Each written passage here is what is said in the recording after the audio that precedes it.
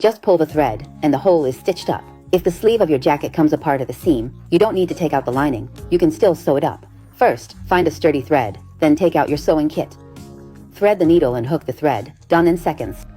First, bring the needle out from the inside, then move it horizontally to the right and insert the needle down. Push the needle forward and pull the thread, then bring it over to the left side. For the next stitch, push the needle forward and pull the thread again. Try to keep the stitch length at about 2 centimeters. Keep repeating this motion to sew it up. When sewing, try to make the stitches smaller and closer together. The smaller and tighter your stitches are, the better and neater the finished result will look. Usually, for things like fixing a split seam on a jacket, repairing a ripped crotch, shortening pants, or sleeves, you can all use the stitching method. Make sure the stitches on both the left and right sides are parallel and symmetrical. If they're not symmetrical, once you pull the thread tight, it'll end up slanted and won't look good. Also, when you're sewing at home, make sure to use a strong thread.